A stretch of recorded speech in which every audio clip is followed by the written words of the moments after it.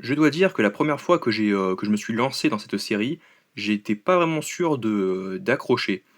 C'était, ma sœur et ma mère qui m'ont dit: «Allez, va regarder, ça va être rigolo, ça va te plaire» et au début, je me suis dit: «Ouais, non, je suis pas sûr que ça va me plaire et tout» et en fait, non, j'ai quand même bien aimé. Ou puis j'attendais vraiment cette saison 4 et finalement, j'ai bien apprécié. C'est vrai qu'au début, j'étais en mode après moi, j'ai un petit côté un peu fleur bleue et tout, un peu mimi, mais c'est vrai que ce genre de série, c'était pas forcément non plus trop ma came de base, mais j'ai quand même apprécié, suivre cette, série et j'ai hâte de voir la partie 2.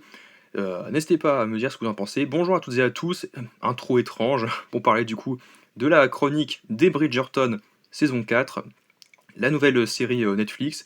On aura techniquement la partie 2, donc les épisodes 5, 6 et 7 et peut-être 8, je crois, vers le 28 février. Donc on a à attendre tout le mois de février à attendre et là je vais critiquer les 4 premiers épisodes de la chronique des Bridgerton, saison 4. Là où la première saison, c'était focus sur Daphné Bridgerton, qui, voilà, qui est devenue la duchesse, enfin vicomtesse.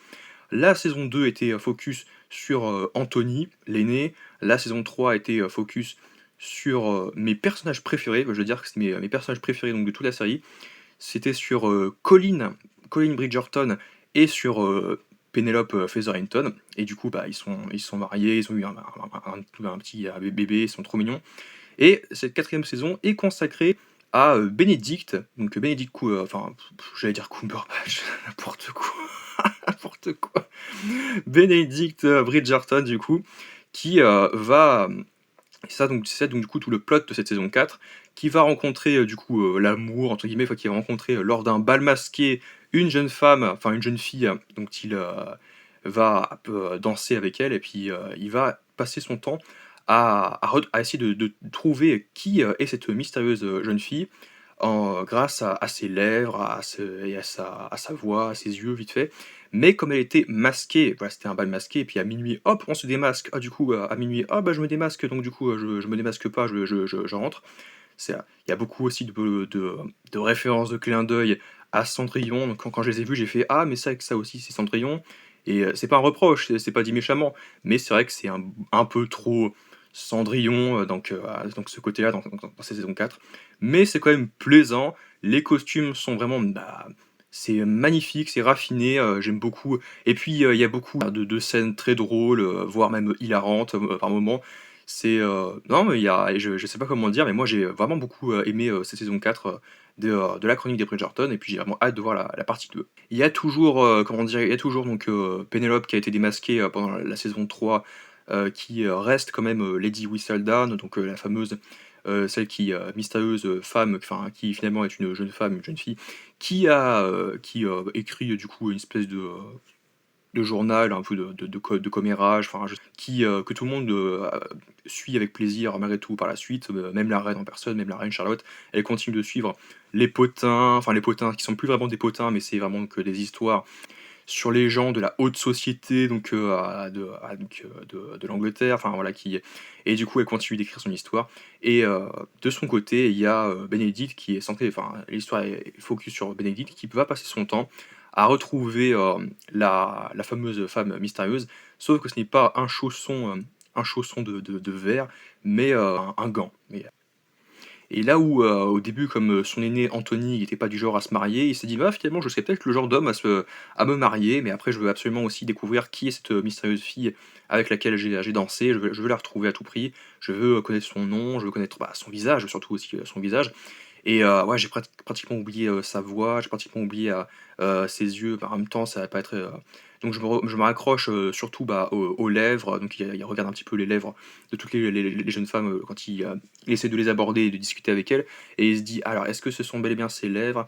Et là, c'est vrai que tout du long, j'ai fait la on faisait la blague, donc avec ma famille, parce que j'ai regardé, on je me suis senti pas du tout seul parce que j'ai regardé ça, pendant, ce week-end avec, ma grand-mère, ma mère et ma sœur.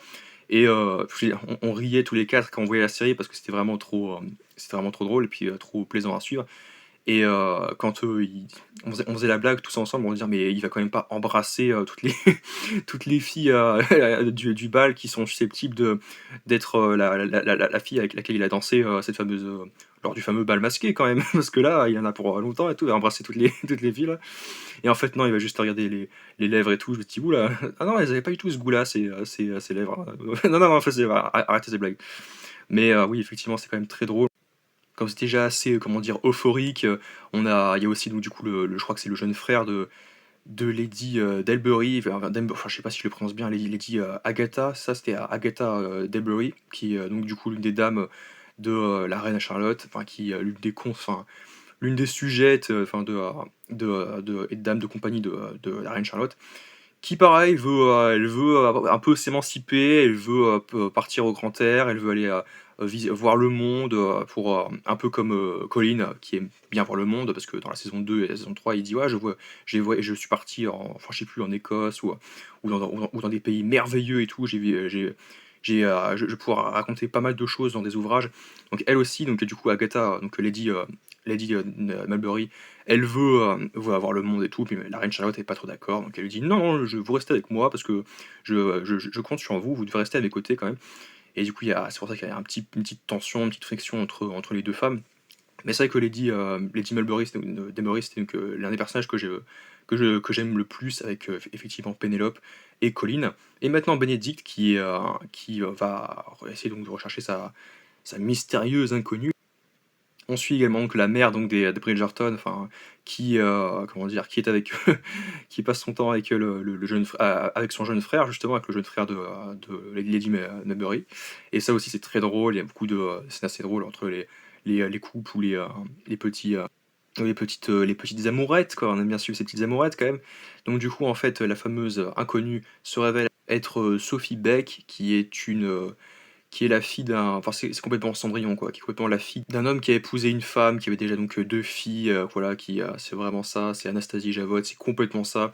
Avec la mère qui est du coup la belle-mère, qui à la mort de son époux a dit: «Bon bah maintenant vous êtes plus dans le testament de votre père». «Ah comment? C'est pas possible». En fait du coup bah vous êtes personne, vous êtes plus une bonne, vous n'êtes plus une dame, vous allez être notre bonne, notre domestique, donc vous avez pas votre mot à dire et tout, voilà, donc et ça direct, direct sèche avec elle, donc voilà. OK, donc et c'est complètement Cendrillon, encore une fois, ce côté-là où, la fameuse inconnue qui, au bal, après minuit, doit absolument rentrer à la maison, pour ne pas être découverte parce que, bah, la belle-mère et les belles-sœurs vont revenir, qui à l'aide des autres domestiques, enfin des autres hommes de maison, vont lui dire: «Mais allez vas-y, tente ta chance, va au bal, va danser, on dira rien et tout». «Ouais mais, j'ai quand même emprunté ses chaussons», puis «Ouais on t'a fait une robe et tout», puis voilà, et porte ce masque et tout, donc pour que personne te reconnaisse, puis de toute façon c'est un bal masqué donc voilà, il faut que tu te masques pour quoi qu'il en soit. Et mais malgré tout, j'ai quand même suivi cette histoire. Je trouve que c'est l'une des plus belles histoires qu'on va suivre, sur la chronique des Bridgerton, parce que, bah, c'est vrai que l'une des histoires qu'on aime le moins de tous, c'est clairement la première saison, celle avec, Daphné, et Simon, en fait, donc là, c'est les persos qu'on aime, enfin, que j'ai un peu moins de plaisir à suivre, contrairement, bah, à Colin et Pénélope, ou maintenant, Sophie, et Bénédicte, voilà, donc ça va être clairement ces personnages-là qu'on va bien suivre. Et du coup, bah, n'hésitez pas à me dire ce que vous avez pensé globalement de cette première partie de la saison 4. On se retrouve pour la partie 2, donc d'ici, 3 semaines, enfin, je pense dans 3 semaines, 3 ou 4 semaines, on va parler de la partie 2. N'hésitez pas à aimer, partager, commenter, à vous abonner.